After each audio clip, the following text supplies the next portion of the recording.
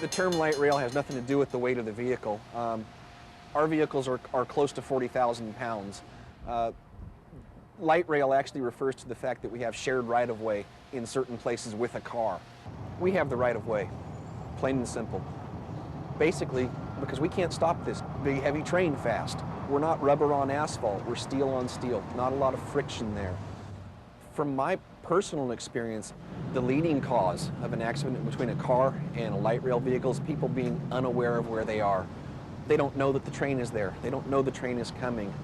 I was operating inbound from our Archives Plaza station at about 20 miles an hour, approaching an intersection where the traffic crosses our rails at a right angle, and a lady failed to stop for a red light. She saw the red light just in time to come to a screeching halt directly on my tracks right in front of me. I knew there was no way I'm going to be able to avoid her. I went into full emergency brakes, and I braced myself for the impact. And the most shocking thing about that particular accident for me was there was no impact. My 4-car train just tossed this woman's car aside like it was a feather pillow. But that was just sheer terror. I took a week off from work just to recover from the emotional impact of it. It's still with me. I know that one, absolutely not my fault, but still, to hit a human being, I don't ever want that to happen again. When you're driving alongside of a train in shared traffic, don't linger. Don't stay right next to the train. If you have the opportunity to pull forward in your traffic lane, as long as you're not going to cross in front of us, do so. Don't stay right next to us. We've got a close to a 400-foot-long train here, and we can't always see what's right next to us from our mirrors. So if you're going to pass us quickly. If not, then relax, slow down, get behind us. Don't turn left in front of me. My reaction time is pretty quick. Had a lot of practice.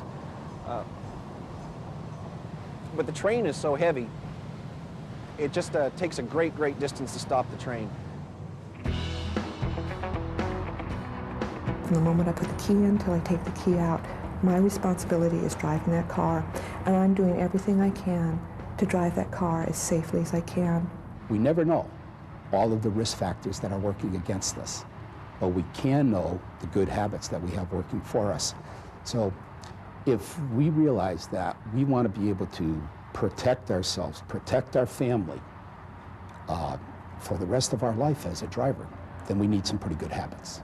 It's like training or exercising. If you practice those safe driving habits, when that circumstance does present itself, when that bicyclist or that pedestrian does suddenly dart in front of you with that stop sign that you're used to rolling through, if you've developed the habit of stopping at that stop sign, then all that training is paid off. Even in that, just for that one little instant, it's paid off. But you just have to commit and say to yourself, I'm going to make changes because I want to stay alive. And just do it. And one of the things I do is I sit down and say, okay, here's a goal and what I'm going to change about the way I drive. The payoff for any one of these habits is that we're going to have control over the situation.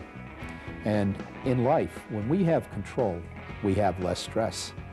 And we're not going to be victimized by our bad habits or by somebody else's bad habits. So it's going to make our day a lot better and the quality of our life a lot better by having these habits. But it has to be there every single time. Every single time.